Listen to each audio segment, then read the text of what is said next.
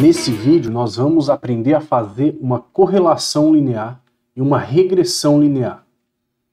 Então a primeira coisa que eu vou apresentar aqui é a nossa base. A nossa base então tem esse formato. Vou aumentar aqui um pouco para a gente conseguir ver melhor. Nós temos aqui turno 1, turno 2, turno 3. Nós temos a máquina 1, máquina 2, a máquina A, máquina B, máquina C. Depois a gente tem cada um dos operadores. A gente vai ter aqui as nossas variáveis objetivo. Então a gente está olhando aqui para a produção e nós temos duas variáveis para testar, para verificar se elas possuem ou não correlação com a minha produção. Um deles é minutos de parada e o outro deles é temperatura do produto. Então a temperatura que saiu o produto no final da linha. Então a gente vai testar as duas variáveis para esse target, né, para a produção, para ver se a gente consegue explicar o valor de produção com alguma dessas duas.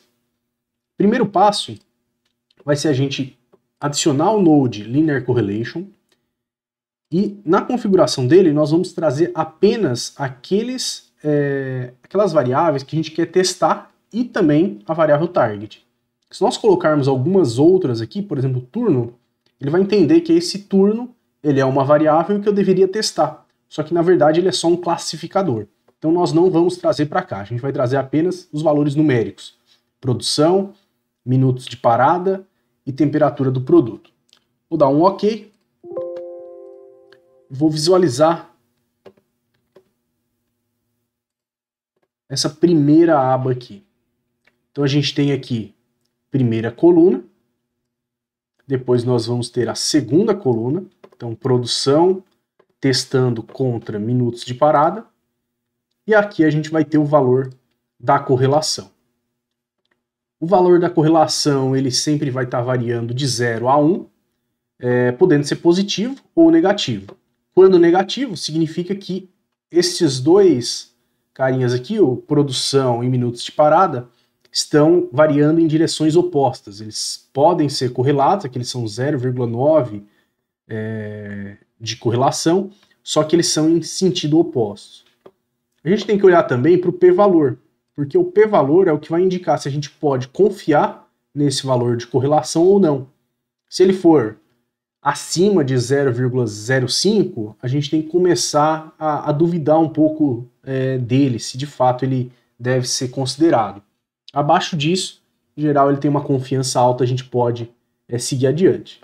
Veja que aqui está escrito 6,6, né? Mas ele é elevado na menos 12, ou seja, é um valor muito pequeno. Então, essa primeira linha aqui, produção com minutos de parada, ele tem uma correlação bastante alta, 0,9, e o p-valor bastante confiável. Quando a gente olha para produção com temperatura do produto, a gente está olhando aqui uma correlação de 0,05, 0,6, então já é uma correlação mais baixa. E quando a gente olha para o p-valor é extremamente alto, ou seja, indicando que a gente não pode confiar nele para seguir adiante com a nossa análise. Quando a gente olha para minutos de parada e temperatura do produto, esses dois aqui, eles são variáveis de teste. A gente não quer saber se eles são relacionados ou não. Mas ainda assim a gente pode ver se entre os dois eles são correlacionados. Se por acaso a gente puder tirar algum insight daqui. Mas então, nós vamos seguir adiante com produção sendo explicado apenas por minutos de parada. Tendo essa informação, nós vamos vir aqui para o Linear Regression Learner e a gente vai começar a preparar a nossa regressão. Então, cliquei aqui, vim na configuração, e aqui na configuração, ele pode estar com todos os dados aqui, mas nós vamos deixar apenas aquela variável que a gente quer usar para explicar a nossa produção. Então vou colocar aqui minutos de parada. E a nossa variável target, ela sempre vai ter que estar aqui em cima. Então ela vai ser aqui produção. A gente pode dar um OK.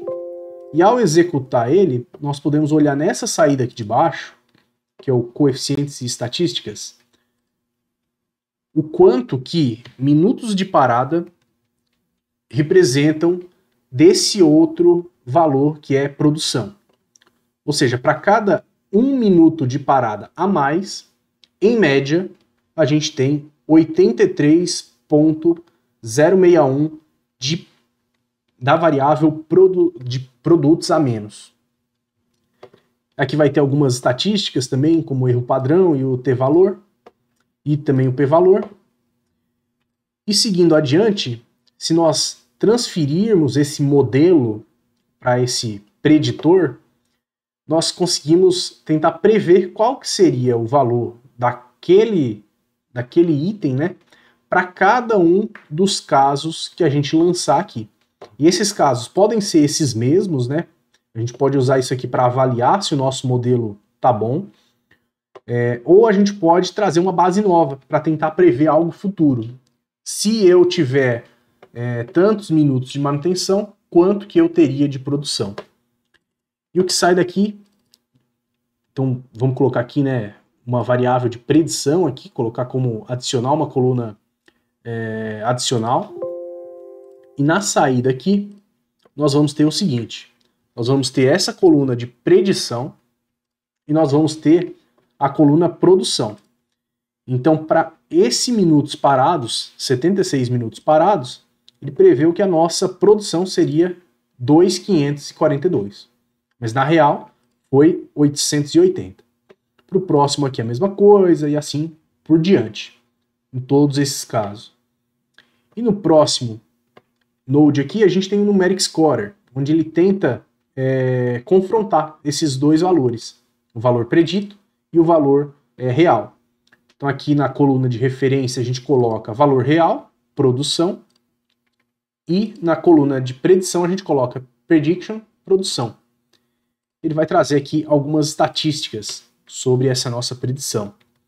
Então ele vai trazer o nosso R² desse modelo, nós vamos trazer o erro absoluto, nós vamos ter aqui também percentual de erro absoluto, então algumas estatísticas que podem ajudar a gente nessa regressão linear.